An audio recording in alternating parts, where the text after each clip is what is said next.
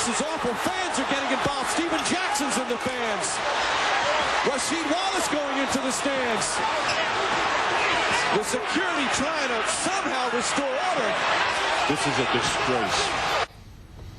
Welcome to the broadcast. Steve Berthiaume, Steve Levy along the way. It wasn't a brawl in Detroit Friday night. It was a full-scale riot and one of the ugliest incidents of player-fan violence that we've ever seen in this country. The palace was anything but. What you are about to see will be talked about for years to come. And before you unconditionally blame the players, take a look and a listen. Played a very intelligent game tonight. Ben Wallace is fouled, and Wallace did. Oh, Wallace right at our chest. This has potential to be serious if they don't get between. Wallace upset. Players trying to hold each other off. Steven Jackson and Rasheed Wallace trying to be peacemakers. Now Jackson yelling. Wallace still going. You need the coaches in there to get him away. Jackson challenging Derek Coleman. Somebody should just get Jackson out of there. That's what causes the problem. Rasheed Wallace did an excellent job trying to keep everybody away and trying to keep the peace. But it started after our chest with a hard foul on Wallace after he got behind him. And then Ben Wallace came over with the shove. An ugly way for this one to wind down. Totally uncalled for. I want to see the foul again because it appeared Wallace was past him and Artest shoved him. And that's what Wallace took exception to, but you still can't react that way. You've got to let it go.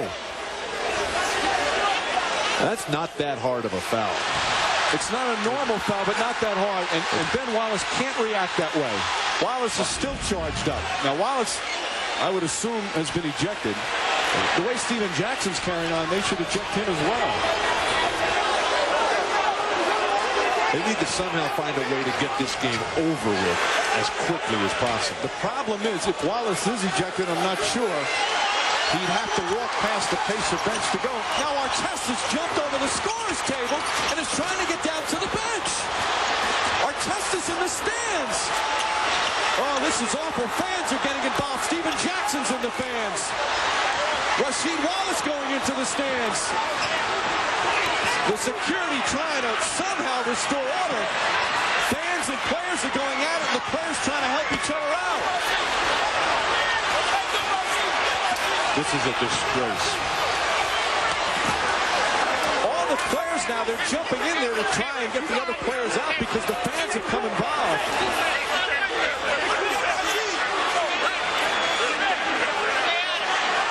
Oh, what a sad scene here at the Palace. And now another fight's breaking out in front of the Pistons bench. It's a fan on the court. This is very, very dangerous. Fans are throwing cups with liquid in them now onto the court. Ron Artest has a look in his eye that's very scary right now.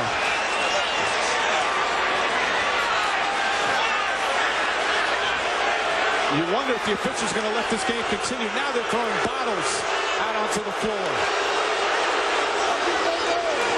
They're trying to get the Pacers to go back to the locker room. What was maybe you could call a hard foul at best has turned into just an ugly, ugly scene. Chuck Person, the officials, I think they're going to call this game off, and that should be. The outcome is definitely decided. You have these ridiculous fans trying to go at the players and now throwing. Somebody could really get hurt. This is a bad showing from the Pistons fans here. Just firing bottles from the stands. The Pacers have all gone back into the locker room, and they're getting thrown a lot of debris, and they're still not all the way through. And for some reason, one of the Pacers, they hold Austin Crozier out. They won't let him get under the tunnel because they're afraid for his safety. They're pouring liquid over. What a disgraceful showing from the Pistons fans here.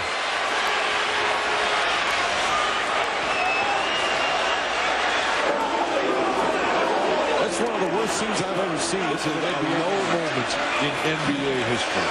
The players just have to get out of there. Get back to the locker room and forget about it.